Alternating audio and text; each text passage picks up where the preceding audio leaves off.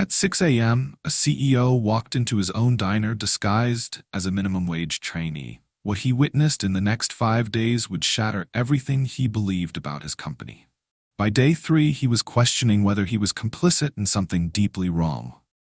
By day 5, a waitress with a broken hand would teach him the most expensive lesson of his career. Before we dive in, if you're new here, hit subscribe. These real stories of transformation need to be heard. We've all seen service workers pushing through pain, but what you're about to learn will change how you see them forever. The chrome-trimmed doors of Harvest Grill swung open with their familiar creak, releasing a cloud of warm air thick with the smell of fresh coffee and bacon grease. Outside, the October morning carried that sharp bite that made commuters hurry faster, their breath visible in small puffs as they rushed past the windows. Inside, the diner hummed with the comfortable chaos of the breakfast rush, the hiss of eggs hitting hot griddles, the clink of ceramic mugs against saucers, the shuffle of worn sneakers across checkered linoleum. For the construction workers, hunched over steaming plates at table 6, this was just Tuesday. For the nurse finishing her night shift, cradling her third cup of coffee, it was sanctuary. For the man in the faded gray hoodie stepping through those doors at exactly 6:15 a.m., it was something else entirely. He paused just inside the entrance, adjusting the baseball cap pulled low over his eyes. His jeans were deliberately worn, the kind you'd find at a discount store, not tailored in Milan. The hoodie bore the faint outline of an old university logo, carefully chosen to look authentic. Everything about him screamed, "Guy who needs this job." What the bustling staff couldn't know, what the regulars nursing their morning coffee couldn't suspect, was that this nervous-looking trainee actually owned every booth they sat in, every plate they ate from, every paycheck that kept this place running. He was the CEO of the restaurant chain, and he was about to learn something that would haunt him for months. "You must be David," called out the shift manager, a woman in her 50s with kind eyes and graying hair pulled back in a practical ponytail. "I'm Janet. Ready for your first day?" He nodded, throat suddenly dry. "Ready as I'll ever be." "Good attitude. We'll start you easy. Bussing tables, refilling coffee, basic stuff. Just watch how the others move, and you'll catch on quick." As Janet led him behind the counter, explaining the layout of the kitchen and the rhythm of morning service, his attention was caught by something that made his chest tighten with concern. A waitress balanced 3 plates along her left forearm while gripping a coffee pot with her right hand. But her left hand, the one steadying those heavy ceramic dishes, was wrapped in thick white bandages that extended from her knuckles to halfway up her forearm. The bandages looked fresh, but already showed signs of wear, slightly gray at the edges where they'd absorbed grease and coffee stains. She moved with practiced grace between tables, setting down plates of eggs Benedict and stacks of pancakes as if the injury was nothing more than an inconvenience. When she smiled at customers, asking about their meals or refilling their coffee, her expression was warm and genuine. But he caught something else, a slight tightness around her eyes, the way she favored her right side when lifting, the almost imperceptible pause before she picked up anything heavy. "That's Lydia," Janet whispered, following his gaze. "Been with us about 2 years. One of our best customers asked for her specifically." He watched as Lydia approached a booth where an elderly man sat alone with his newspaper. "Morning, Mr. Henderson. The usual?" "You know me too well, honey. But how's that hand treating you?" Lydia glanced down at the bandages, shrugging with a lightness that didn't quite mask the stiffness in her shoulders. "Oh, this old thing? Doctor says it's healing just fine. I'm tougher than I look." The elderly man frowned. "Maybe you should take some time off, let it heal proper." "Can't afford to, unfortunately." She laughed, but there was something hollow in it. "Bills don't pay themselves, right? Besides, I'd go stir-crazy sitting at home. I like staying busy." As she walked away, the CEO noticed how she flexed her fingers inside the bandages, wincing when she thought nobody was looking. The coffee pot trembled slightly in her grip before she steadied it against her hip. "What happened to her hand?" he asked Janet quietly. "Fell on some ice outside her apartment complex a few weeks back. Broke a couple fingers, messed up her wrist pretty good, but she was back here 3 days later, asking if she could work with it wrapped up." Janet shook her head. Wish she'd take more time, but you know how it is. These jobs don't come with sick leave. The CEO felt something cold settle in his stomach. As the owner of this chain, he knew exactly what benefits his employees received, the legal minimum. Nothing more. Over the next hour, as Janet taught him how to wipe down tables and refill salt shakers, he found his attention constantly drawn to Lydia.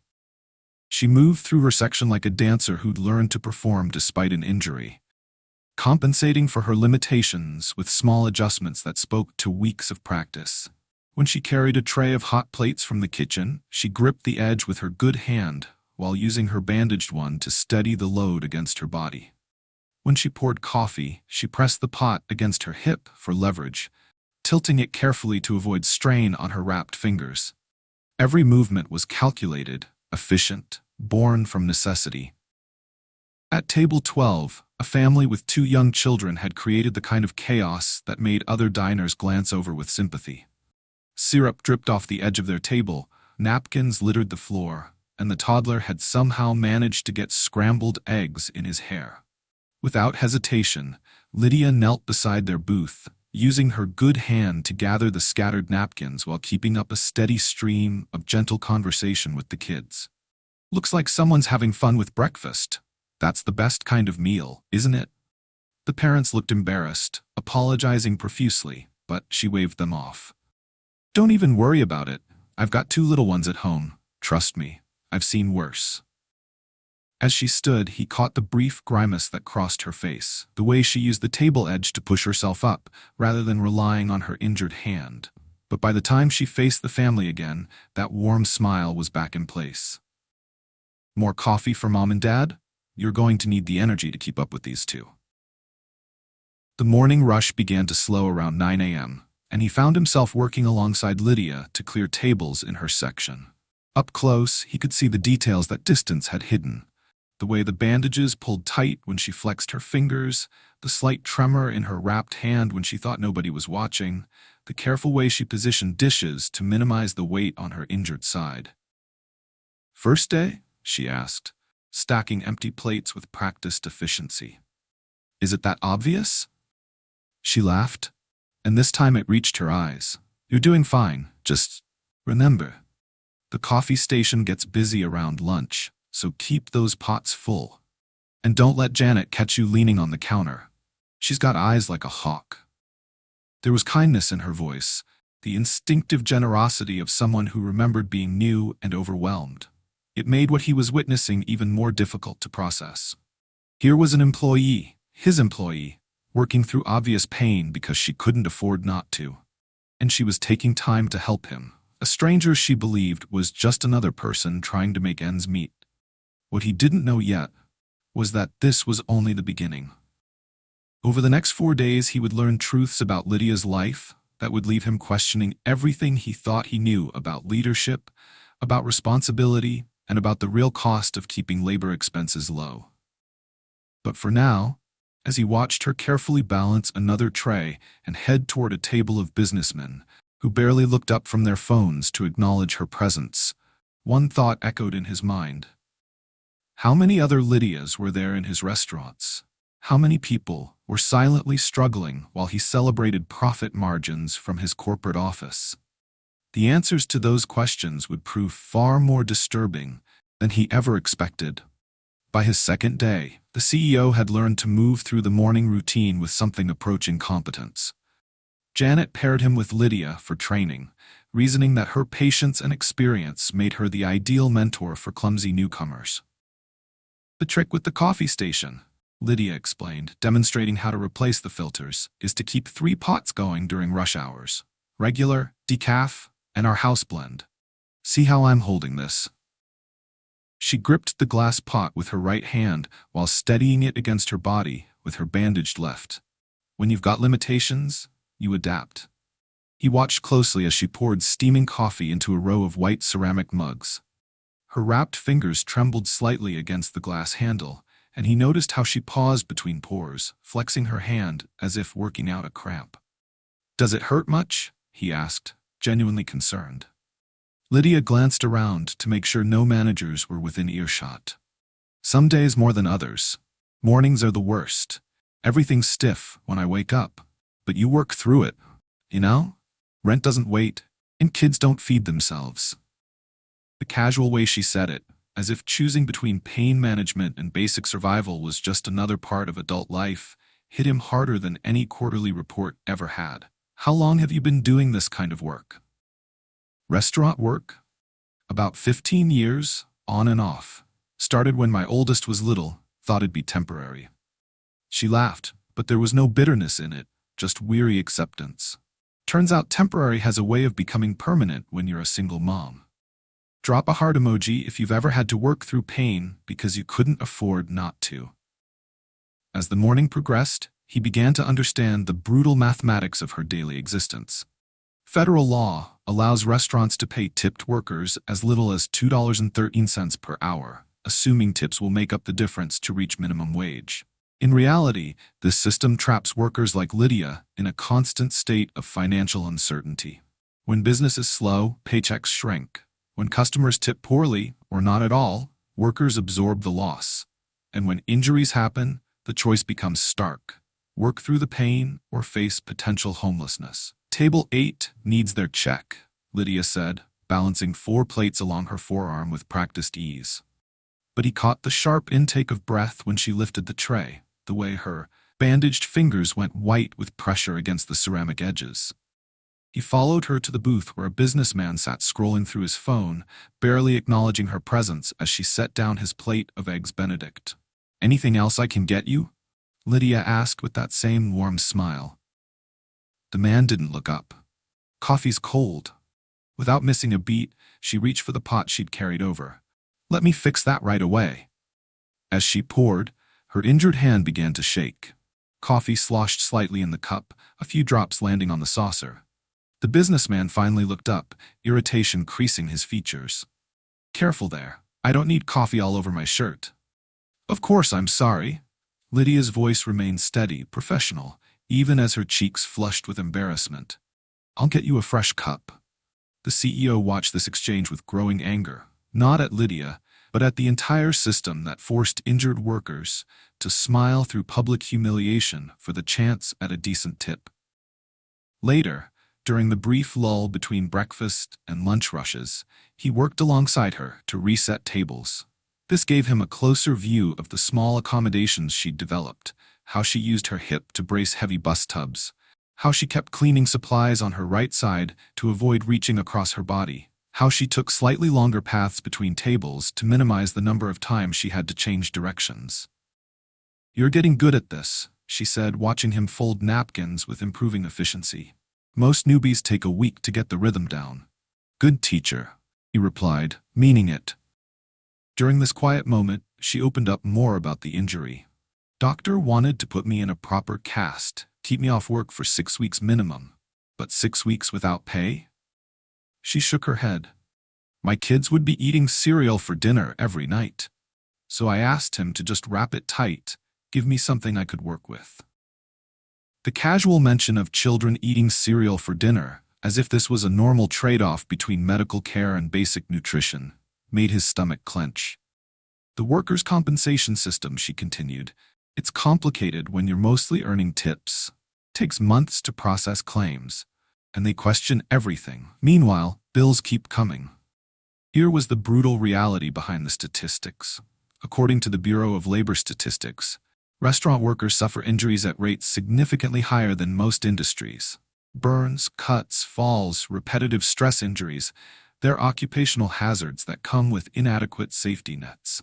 For workers earning $2.13 per hour plus tips, an injury doesn't just mean physical pain. It means choosing between healing properly and keeping a roof overhead. He began comparing Lydia's work ethic to her colleagues, and the contrast was stark. While other servers took smoke breaks or clustered around their phones during slow periods, Lydia used every quiet moment productively, refilling condiment bottles, wiping down surfaces, organizing supplies. When a coworker called in sick, leaving the afternoon shift short-staffed, Lydia volunteered to stay late without being asked. When difficult customers complained about wait times or cold food, she absorbed their frustration with grace, never letting it affect her service to other tables. "Why do you work so hard?" he asked during a brief break, genuinely curious. She considered the question seriously. "Because this job is all I've got right now. My kids depend on me doing it well. Every table I serve, every customer who leaves happy, that's money for school supplies, or groceries, or keeping the lights on." The lunch rush brought new challenges: heavier plates, faster pace, more demanding customers.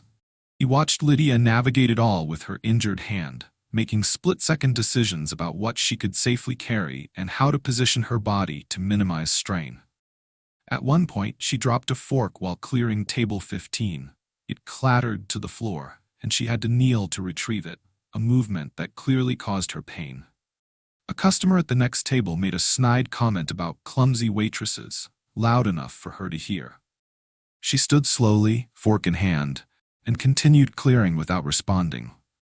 But he saw the way her jaw tightened, the momentary pause as she composed herself before approaching the next customer with that same professional smile. By mid-afternoon, exhaustion was beginning to show. Her right hand, overcompensating for the injured left, had developed a slight tremor from fatigue. When she thought no one was looking, she pressed her palm against the small of her back, stretching muscles that had been working overtime. Yet when a family with 3 young children arrived, the kind of customers that make most servers internally groan, Lydia greeted them with genuine enthusiasm. She brought coloring books and crayons without being asked, cleaned up their inevitable spills without complaint, and somehow made the parents feel like welcome guests rather than burdensome disruptions. "She's incredible," he found himself thinking, watching her interact with the youngest child, who had decided Lydia was his new best friend. Here was someone facing daily pain and financial stress, yet she still had energy to make a 4-year-old laugh. The afternoon was wearing on when Janet approached them with clipboard in hand, reviewing the day's performance metrics. Her expression was troubled. "Lydia, honey, I need to talk to you about your table times. You're running about 15% slower than your usual pace."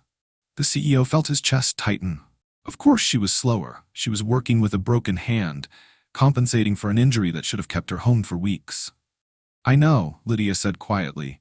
"I'm trying to keep up, but I understand about your hand, but corporate tracks these numbers closely.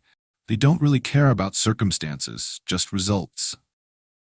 The irony wasn't lost on him. He was corporate. Those metrics came from systems he'd approved, standards he'd signed off on. And here was the human cost of those efficiency measurements: a woman being penalized for the crime of working while injured.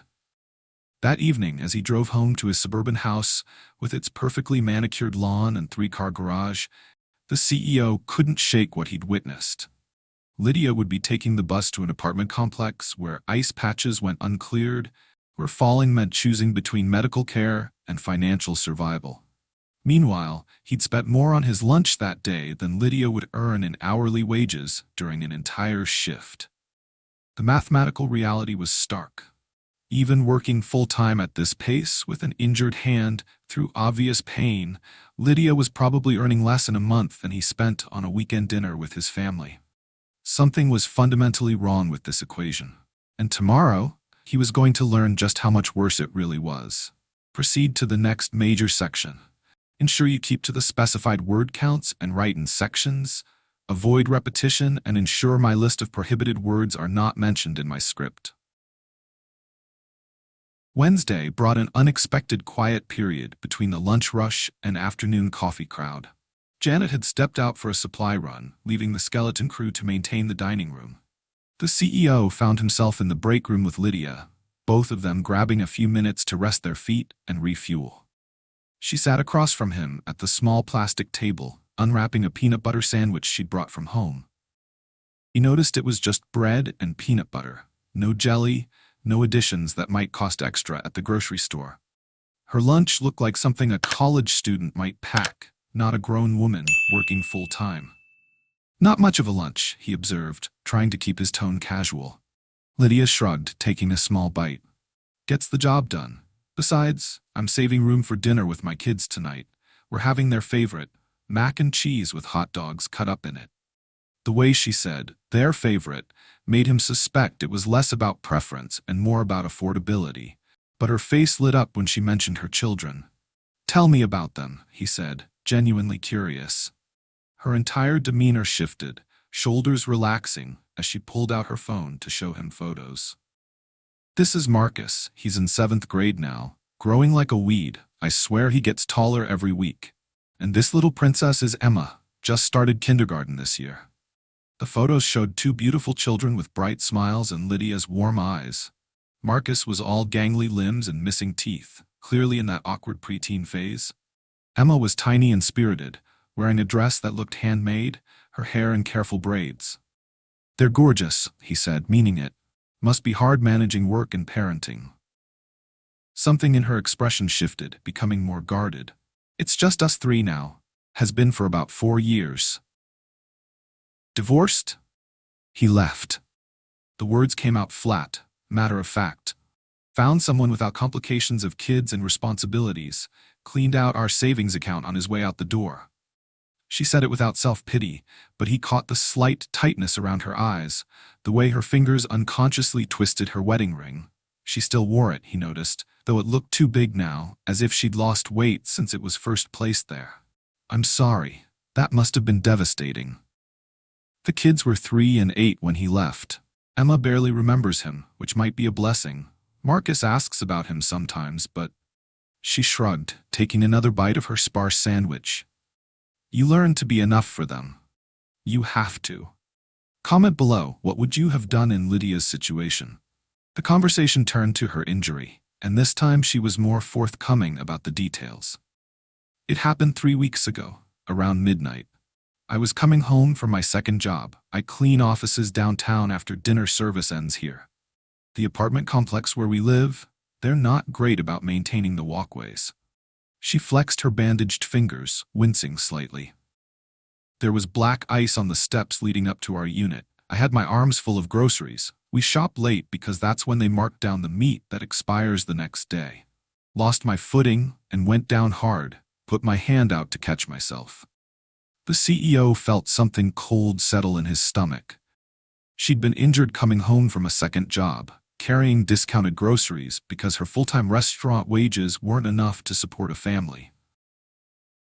The emergency room doctor took one look at the x-rays and said I needed surgery. 2 fingers broken clean through, wrist fractured in 3 places. He wanted to put pins in, keep me in a cast for 8 to 12 weeks. "But you didn't do it." "I couldn't afford to." The simple statement carried a weight that made the break room feel smaller. 12 weeks without work? We'd lose our apartment. The kids would end up in foster care or living with my sister in Ohio, and she's barely making it herself. She pulled back part of the bandage, revealing skin that was still discolored, with healing bruises. Her knuckles were scarred from old burns, occupational hazards from years of carrying hot plates and working around industrial kitchen equipment. So I asked the doctor to wrap it as tight as he could, give me something I could work with. He said it wouldn't heal right, that I'd probably have permanent problems with my grip strength and range of motion. "And you chose to work anyway." "I chose to keep my kids in their home, in their school, with food on the table." Her voice remained steady, but there was steel underneath. "That's not really a choice at all, is it?" The mathematics of her decision were brutal. According to recent studies, single mothers represent one of the most financially vulnerable populations in America.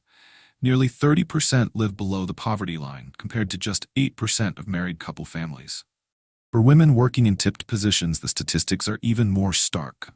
Workers' compensation systems, designed for traditional employees with steady wages, often fail tipped workers entirely. Claims can take months to process, and benefits rarely match actual lost income when most earnings come from cash tips that are difficult to document. "The pain medication," he asked carefully, "are you taking anything for that?" She shook her head. "Prescription stuff costs too much, and the over-the-counter things don't really help much anyway. I've gotten pretty good at working around it." During the conversation, Maria, one of the other waitresses, came into the break room to grab her purse. She'd been at the restaurant longer than anyone, and had clearly overheard part of their discussion. "Tell him about the grocery store," Maria said quietly, her English accented with traces of her native Guatemala. Lydia shot her a warning look. Maria. No, he should know. You're training him, right? He should understand what kind of place this is. Maria sat down uninvited, her expression serious. Last week I saw Lydia at the grocery store with her kids. She was adding up everything in her head as she shopped, putting things back when the total got too high. The kids wanted apples, just regular apples, and she had to choose between fruit for them or pain medicine for herself. The CEO felt like he'd been punched in the chest. You chose the apples. Of course I did. Lydia's voice was barely above a whisper. They're growing kids. They need proper nutrition, more than I need to be comfortable. Maria wasn't finished. She's been skipping lunches here too. Claims she's not hungry, but I've worked restaurants for 15 years. I know what it looks like when someone can't afford to eat. The pieces were falling into place now, creating a picture so devastating he struggled to process it. Lydia was working full-time with a broken hand, taking pain medication money and spending it on fruit for her children. She was pulling double shifts while injured because her base wage was $2.13 per hour, and tips were unpredictable. There's more, Maria continued, ignoring Lydia's obvious discomfort. Her daughter needed school supplies last month. Lydia sold her car to buy them and pay the rent. Now she takes 2 buses to get here, adds an hour each way to her commute. You sold your car? The CEO's voice came out hoarse. It was old anyway, needed repairs I couldn't afford. The bus system isn't great, but it works. And Emma needed supplies for kindergarten. You can't send your kid to school empty-handed. The image of Lydia riding public transportation for 2 hours daily with a broken hand while hungry, so her 5-year-old could have crayons and notebooks, was almost too much to bear. How many other people here are in similar situations? He asked Maria. Most of us. Restaurant work. It's not a career for people with choices. Single moms, people with records who can't get office jobs, folks without college degrees. We work here because we have to. And we stay because leaving means starting over somewhere else that might be worse. The systemic nature of the problem was becoming clear. This wasn't just about Lydia's personal circumstances. The entire industry was built on a foundation of financial desperation that kept workers trapped in cycles of poverty. According to the Economic Policy Institute, restaurant workers are nearly 3 times more likely to live in poverty than workers in other industries. The subminimum wage for tipped workers hasn't increased since 1991, while costs of living have skyrocketed. Healthcare access remains a luxury most can't afford. A 2019 study found that fewer than 15% of restaurant workers have employer-provided health insurance, and most earn too much to qualify for Medicaid, but too little to afford private coverage. The worst part, Lydia continued, is that Emma asks why Mommy's hand is hurt. And I have to pretend it's getting better when I know it's probably getting worse every day I use it. She looked down at her bandaged hand, flexing her fingers experimentally. Sometimes at night, after they're asleep, the pain keeps me awake. I lie there thinking about what happens if I can't do this job anymore. What happens to them? The CEO sat in silence, processing the magnitude of what he was learning. In his corporate office, workers like Lydia were represented by numbers on spreadsheets, labor costs to be minimized, efficiency metrics to be optimized. He'd never considered the human beings behind those calculations. Here was a woman sacrificing her long-term health so her children could eat. She was choosing between medical care and housing, between pain relief and school supplies. And she was doing all of this while maintaining the kind of professional service standards that kept customers coming back. I need to get back out there, Lydia said, standing and rewrapping her sandwich. She'd eaten less than half. Table 6 is probably wondering where their coffee refills are. As she walked away, Maria turned to him with an expression that was part pity, part challenge. You seem like a good guy, David, but you need to understand. This is what it looks like when the system works exactly as it's designed. Lydia isn't unusual. She's just visible.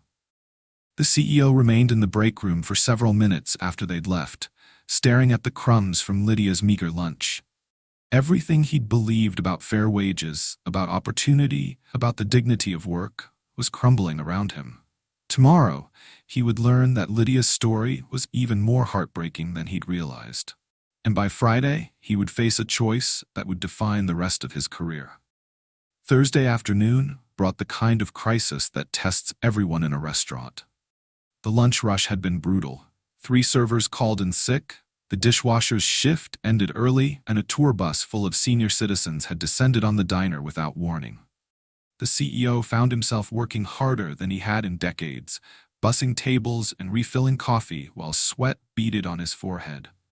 But his focus remained locked on Lydia, who was covering nearly twice her normal section while maintaining that same patient smile. It was during this chaos that he witnessed the moment that would haunt him forever. Emma's kindergarten class was having an early dismissal day, and Lydia had arranged for her neighbor to pick up both children and bring them to the diner. They sat in the corner booth, coloring quietly while their mother worked around them. Marcus, the 7th grader, helped his little sister with homework while stealing glances at his mother's bandaged hand with worry that seemed too mature for his age.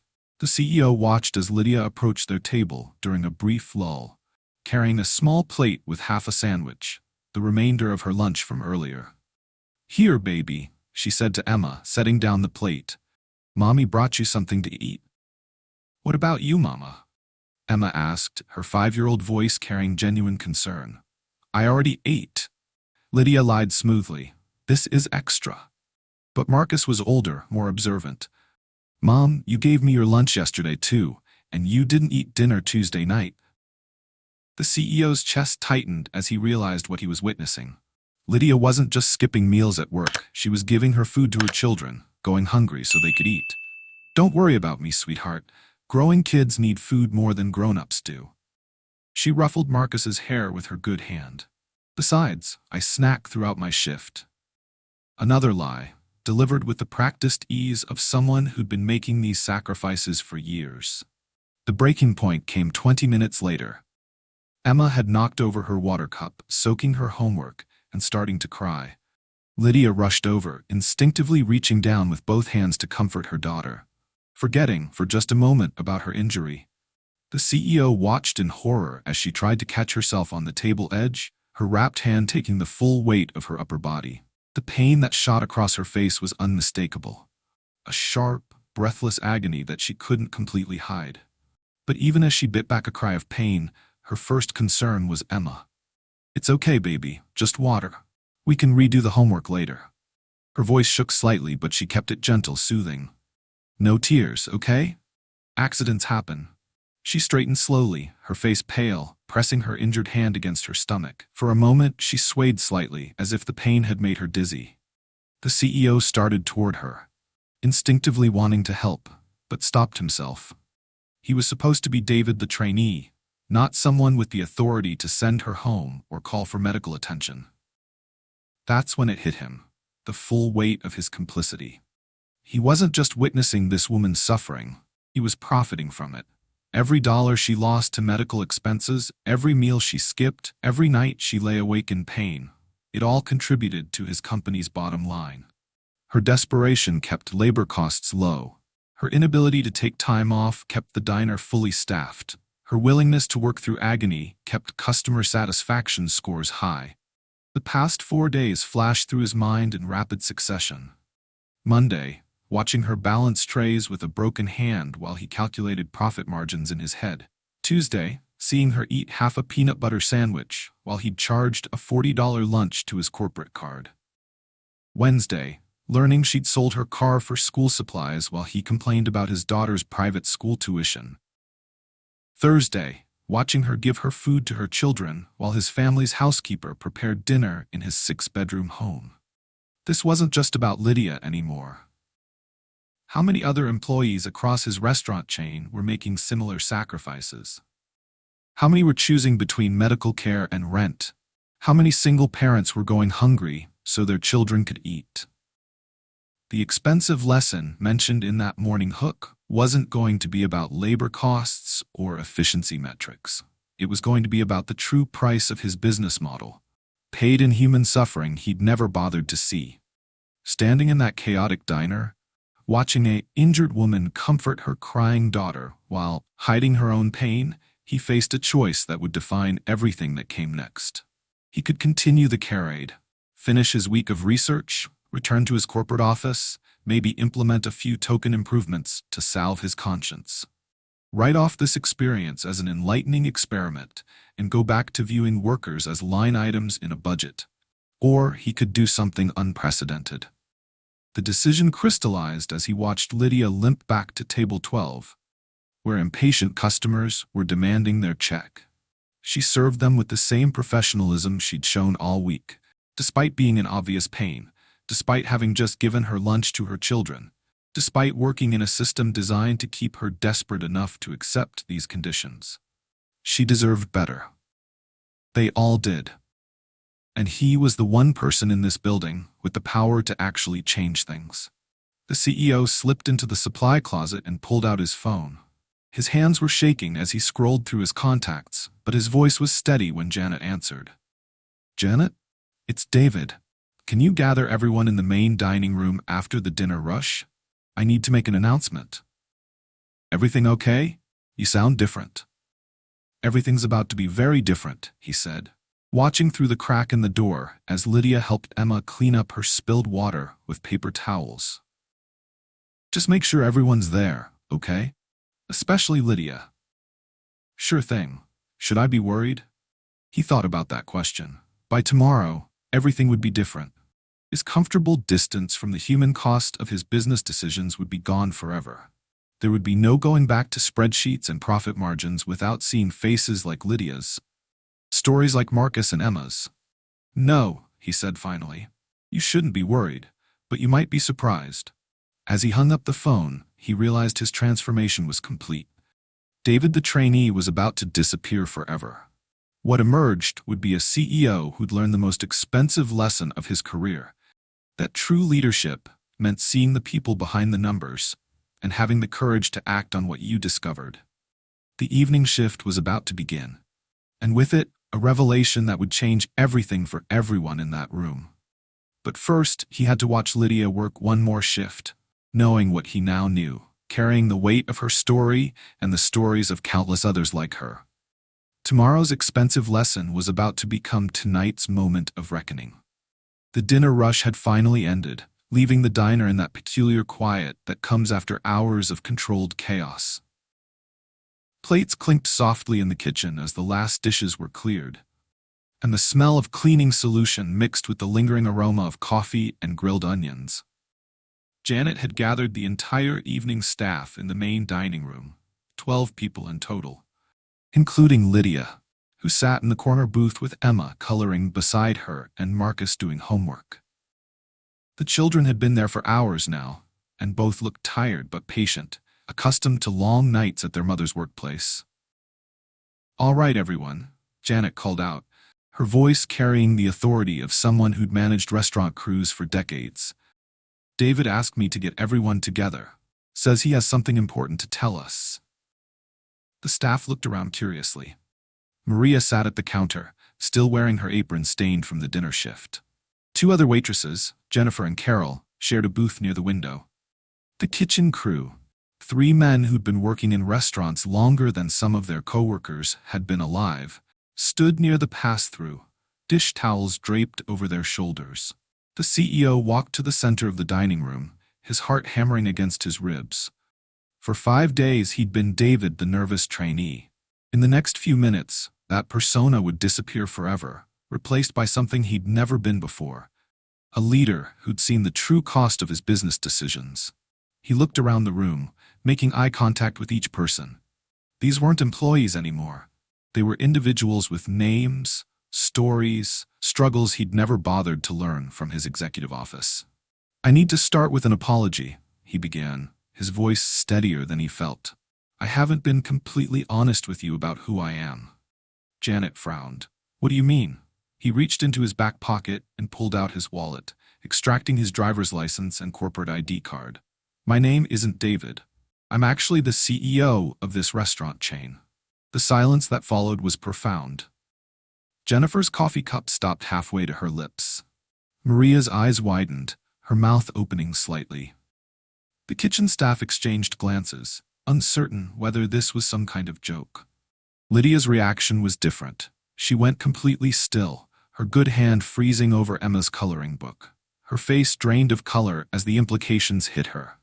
Everything she'd shared, every vulnerability she'd revealed, had been witnessed by the person who controlled her livelihood. "You're serious," Janet said slowly, her voice barely above a whisper. "Dead serious." He held up his corporate ID, the photo clearly matching his face despite the week's worth of stubble and casual clothes. "I came here because I wanted to understand what it was really like to work in one of my restaurants. I thought I'd learn about efficiency and workflow." He paused, looking directly at Lydia. "Instead, I learned that I've been complicit in something I never fully understood." The room remained silent, but tension filled the air like smoke. Some faces showed confusion, others worry about job security, and a few displayed outright anger. "Lydia," he said gently, approaching her booth. "Can I sit down?" She nodded mutely, her bandaged hand trembling slightly. Emma looked up from her coloring, sensing the adult tension without understanding it. "Is Mama in trouble?" the 5-year-old asked with the directness that only children possess. "No, sweetheart," he said, his voice soft. "Your mama is the bravest person I've ever met. She's not in trouble at all." He turned to face Lydia directly.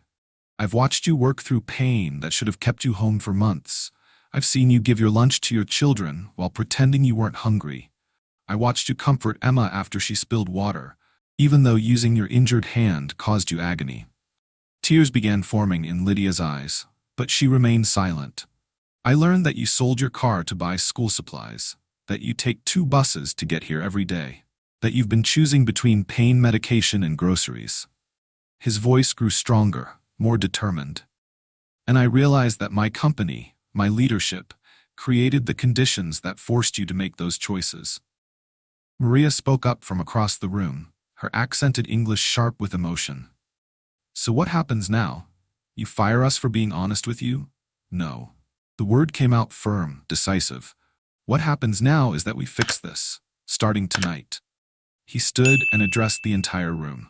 "Lydia, effective immediately, you're going on full medical leave with pay until your hand heals completely. However long that takes, you'll receive your full average weekly earnings, including tips throughout your recovery." A collective gasp echoed through the diner. Lydia's hand flew to her mouth, tears now flowing freely. "Furthermore," he continued, "your children's education will be supported through a scholarship fund I'm establishing tonight. Housing assistance will be available to ensure you don't lose your apartment while you're recovering." "I don't understand," Lydia whispered. "Why would you do this?" "Because it's what should have been available from the beginning." He sat back down across from her. "Because no parent should have to choose between their health and their children's welfare. Because I've spent years making decisions based on numbers instead of recognizing the human beings behind them. If this moment moved you, share this video with someone who needs to hear it." The CEO turned back to the full staff. "But this isn't just about Lydia. Starting next month, this entire chain will implement comprehensive healthcare benefits for all full-time employees. We're also establishing an emergency assistance fund for situations like this. Medical crises, family emergencies, unexpected expenses that put people in impossible positions." Jennifer, one of the other waitresses, raised her hand tentatively. "What about wages? The tipped minimum wage?" "We're moving to a living wage model. Base pay will increase to $15 an hour minimum, plus tips." He saw the shock on their faces and continued. "I know it's not everything, but it's a start. Real change takes time to implement properly, but it starts with recognizing that the current system is broken." The kitchen manager, a man named Carlos who'd worked in restaurants for 30 years, spoke up. "Companies don't just do this kind of thing. What's the catch?" "There's no catch," the CEO replied. "The catch is that I spent this week learning what it actually costs to keep good people. Not in dollars and cents, but in human terms. Lydia's dedication, her professionalism, her ability to make customers feel welcome, those aren't things you can buy with minimum wage and no benefits. They come from people who feel valued and supported." He looked around the room again, seeing faces that were beginning to show hope instead of suspicion. "I also learned that every person in this room has a story, struggles, and dreams that extend far beyond these walls. Ignoring those realities doesn't make me a better businessman. It makes me a worse human being. Lydia was crying openly now, holding Emma close with her good arm, while Marcus watched with wide eyes. "I can't accept all this," she said through her tears. "It's too much." "It's not charity," the CEO said firmly. "It's an investment in the people who make this business work. You've been subsidizing my profits with your sacrifice for years. This is me finally paying what I should have been paying all along." Maria wiped her eyes with her apron. "How do we know you won't change your mind when you get back to your corporate office?" "Because I'm not going back to the way things were." He pulled out his phone and showed them a document he'd been preparing. "These policies are being implemented chain-wide, starting with this location as the pilot program. Legal is already drafting the paperwork." The room erupted in conversation, staff members talking over each other, asking questions, sharing their own stories and struggles. For the first time in the 5 days he'd been there, the CEO heard genuine excitement in their voices. Emma tugged on his sleeve. "Mister, does this mean Mama's hand will get better?"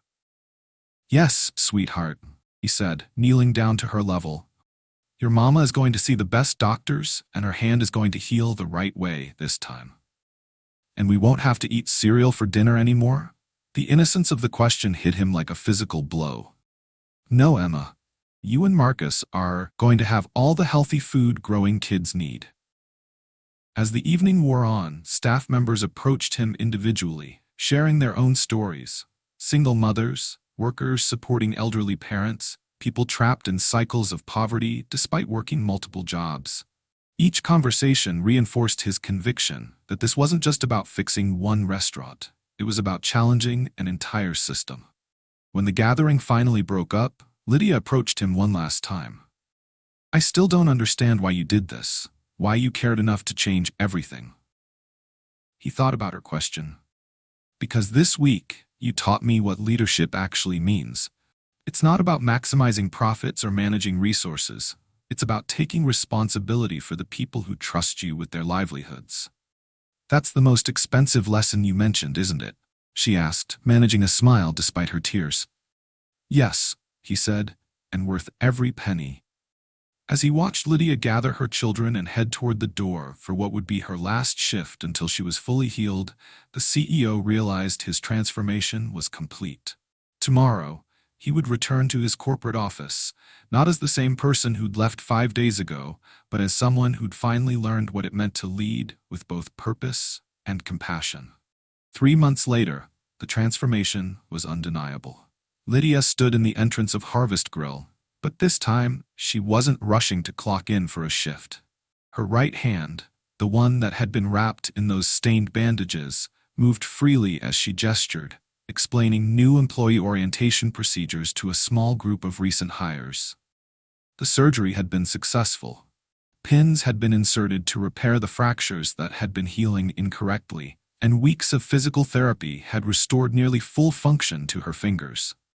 More importantly, for the first time in years, she looked rested. The dark circles under her eyes had faded, and when she smiled, it reached her eyes without the underlying strain that had marked her expressions before. "The key thing to remember," she was telling the new staff members, "is that you're not just serving food. You're creating an experience for people who might be having the worst day of their lives or celebrating the best. Either way, you have the power to make a difference." She wore a different uniform now, not the standard server's apron, but a polo shirt with training supervisor embroidered beneath her name. The promotion had come with the healing recognition that her years of dedication and natural teaching ability made her perfect for developing new employees. Marcus and Emma no longer spent their afternoons in corner booths, coloring while their mother worked.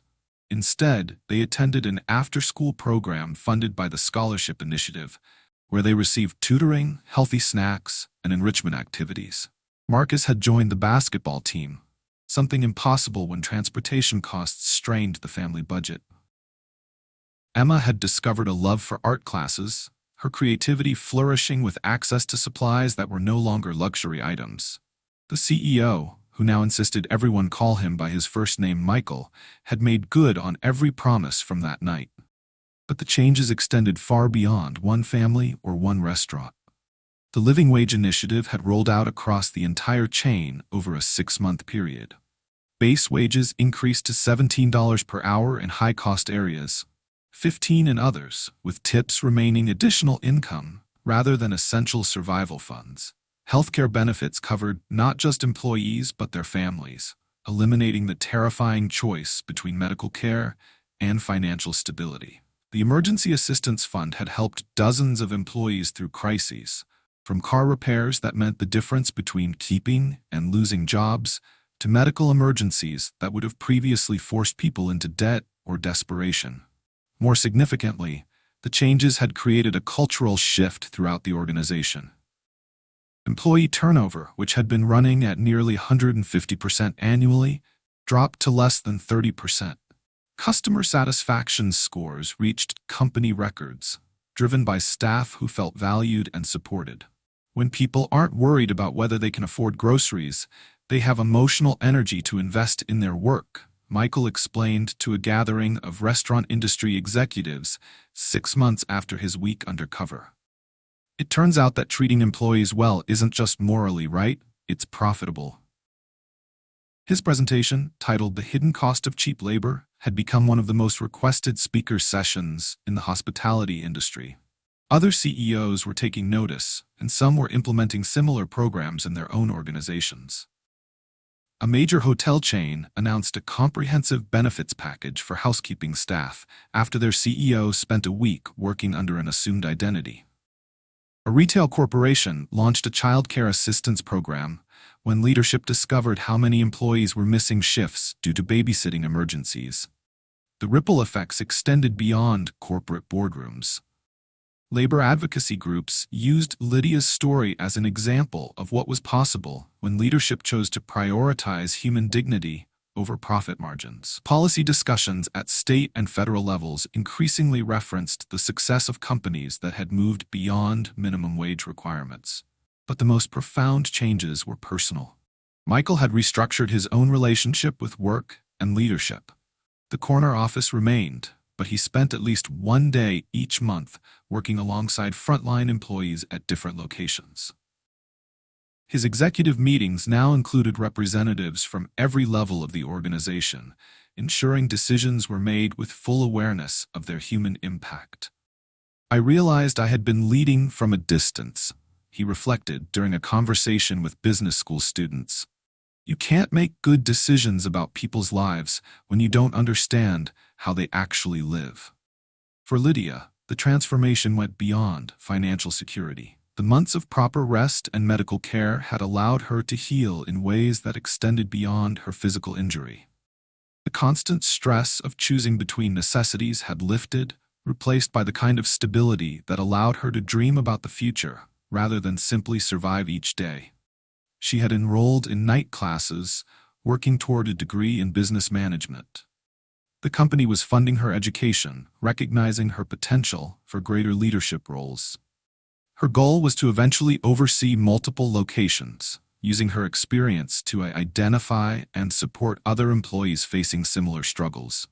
I want to be the person I needed when I was serving tables with a broken hand, she explained to her evening class, where she was studying organizational leadership. Someone who sees beyond the surface and understands what people are really dealing with. The story had garnered national attention, featured in business journals and news programs as an example of ethical leadership in action.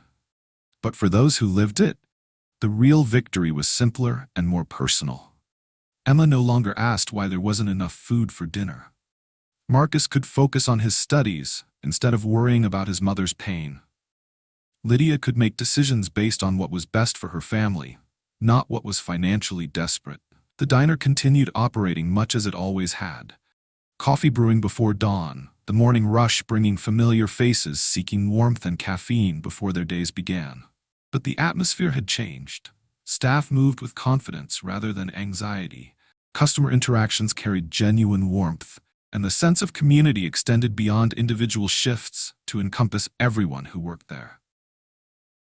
Subscribe if you believe every worker deserves dignity and respect, because stories like this prove that transformation is possible when leaders choose compassion over convenience. 6 months after that revelation night, Michael returned to Harvest Grill for a follow-up visit. He found Lydia in the training room, working with a new hire who looked nervous about her first week. The trainee was a single mother, recently divorced, trying to rebuild her life while supporting 2 young children. The most important thing, Lydia was saying, is remembering that you're not just earning a paycheck here. You're part of a team that supports each other. When you're struggling, speak up. When you see others struggling, reach out. We're all in this together. Michael smiled, recognizing the echo of lessons he'd learned during his own week behind the counter. The expensive lesson he'd mentioned in the opening, the one that would cost him millions in increased labor expenses and benefits, had turned out to be the most valuable investment of his career. Because true leadership isn't about maximizing profits or minimizing costs. It's about recognizing the hidden strength in people like Lydia, who show up every day despite impossible circumstances, and creating conditions where that strength can flourish rather than simply survive. As he watched Lydia mentor the next generation of employees, Michael realized the transformation was complete, not just for one company or one family, but for everyone who understood that behind every service interaction is a human being with dignity, dreams, and the resilience to overcome more than most of us will ever know. The ripple effects continue spreading, one story at a time, one leader at a time, one choice at a time. Share this story with someone who needs to be reminded that change is possible, that every worker matters, and that the most powerful transformations often begin with simply choosing to see the people right in front of us. At 6 a.m., a CEO walked into his own diner, disguised as a minimum wage trainee. What he witnessed in the next 5 days would shatter everything he believed about his company. By day 3, he was questioning whether he was complicit in something deeply wrong. By day 5, a waitress with a broken hand would teach him the most expensive lesson of his career. Before we dive in, if you're new here, hit subscribe. These real stories of transformation need to be heard.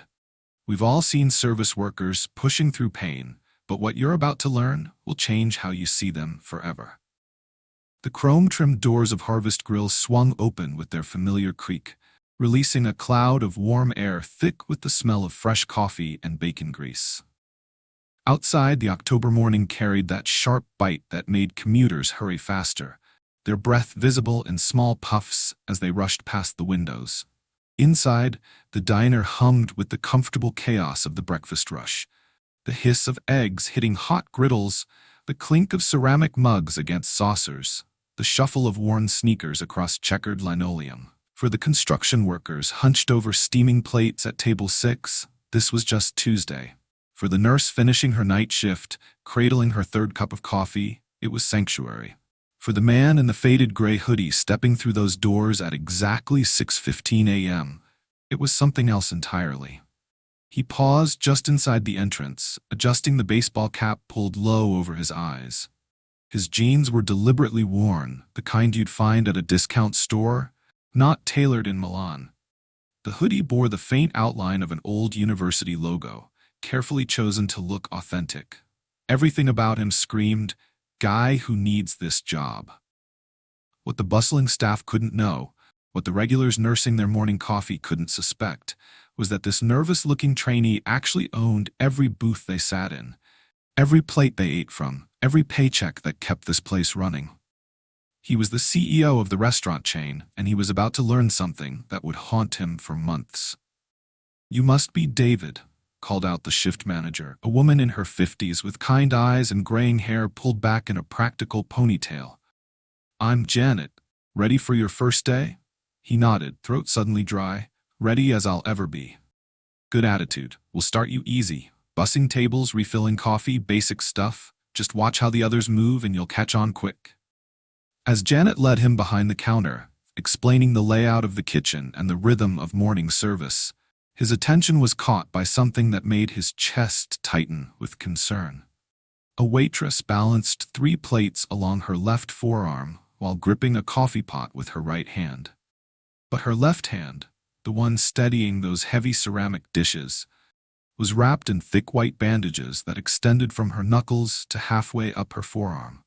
The bandages looked fresh, but already showed signs of wear, slightly gray at the edges where they'd absorbed grease and coffee stains. She moved with practiced grace between tables, setting down plates of eggs Benedict and stacks of pancakes as if the injury was nothing more than an inconvenience. When she smiled at customers, asking about their meals or refilling their coffee, her expression was warm and genuine. But he caught something else. A slight tightness around her eyes, the way she favored her right side when lifting, the almost imperceptible pause before she picked up anything heavy. "That's Lydia," Janet whispered, following his gaze. "Been with us about 2 years. One of our best. Customers ask for her specifically." He watched as Lydia approached a booth where an elderly man sat alone with his newspaper. "Morning, Mr. Henderson. The usual?" "You know me too well, honey, but how's that hand treating you?" Lydia glanced down at the bandages, shrugging with a lightness that didn't quite mask the stiffness in her shoulders. "Oh, this old thing? Doctor says it's healing just fine. I'm tougher than I look." The elderly man frowned. "Maybe you should take some time off, let it heal proper." "Can't afford to, unfortunately." She laughed, but there was something hollow in it. "Bills don't pay themselves, right? Besides, I'd go stir-crazy sitting at home. I like staying busy." As she walked away, the CEO noticed how she flexed her fingers inside the bandages, wincing when she thought nobody was looking. The coffee pot trembled slightly in her grip before she steadied it against her hip. "What happened to her hand?" he asked Janet quietly. "Fell on some ice outside her apartment complex a few weeks back. Broke a couple fingers, messed up her wrist pretty good. But she was back here 3 days later, asking if she could work with it wrapped up." Janet shook her head. "Wish she'd take more time, but you know how it is. These jobs don't come with sick leave." The CEO felt something cold settle in his stomach. As the owner of this chain, he knew exactly what benefits his employees received. The legal minimum. Nothing more. Over the next hour, as Janet taught him how to wipe down tables and refill salt shakers, he found his attention constantly drawn to Lydia.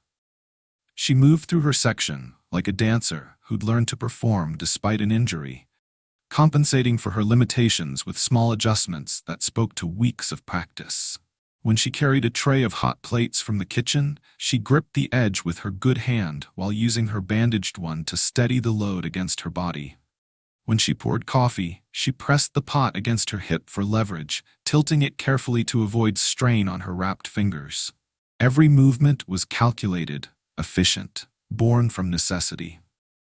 At table 12, a family with 2 young children had created the kind of chaos that made other diners glance over with sympathy. Syrup dripped off the edge of their table, tapped napkins littered the floor, and the toddler had somehow managed to get scrambled eggs in his hair.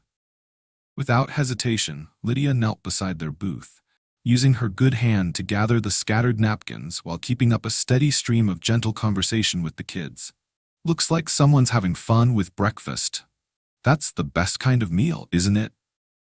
The parents looked embarrassed, apologizing profusely, but she waved them off. "Don't even worry about it. I've got 2 little ones at home. Trust me, I've seen worse." As she stood, he caught the brief grimace that crossed her face, the way she used the table edge to push herself up, rather than relying on her injured hand. But by the time she faced the family again, that warm smile was back in place. "More coffee for Mom and Dad? You're going to need the energy to keep up with these 2. The morning rush began to slow around 9 a.m., and he found himself working alongside Lydia to clear tables in her section. Up close, he could see the details that distance had hidden. The way the bandages pulled tight when she flexed her fingers, the slight tremor in her wrapped hand when she thought nobody was watching, the careful way she positioned dishes to minimize the weight on her injured side. "First day?" she asked, stacking empty plates with practiced efficiency. "Is it that obvious?" She laughed, and this time it reached her eyes. "You're doing fine. Just remember, the coffee station gets busy around lunch, so keep those pots full. And don't let Janet catch you leaning on the counter. She's got eyes like a hawk." There was kindness in her voice, the instinctive generosity of someone who remembered being new and overwhelmed. It made what he was witnessing even more difficult to process. Here was an employee, his employee, working through obvious pain because she couldn't afford not to. And she was taking time to help him. A stranger she believed was just another person trying to make ends meet. What he didn't know yet was that this was only the beginning. Over the next 4 days, he would learn truths about Lydia's life that would leave him questioning everything he thought he knew about leadership, about responsibility, and about the real cost of keeping labor expenses low. But for now, as he watched her carefully balance another tray and head toward a table of businessmen who barely looked up from their phones to acknowledge her presence, one thought echoed in his mind. How many other Lydias were there in his restaurants? How many people were silently struggling while he celebrated profit margins from his corporate office? The answers to those questions would prove far more disturbing than he ever expected.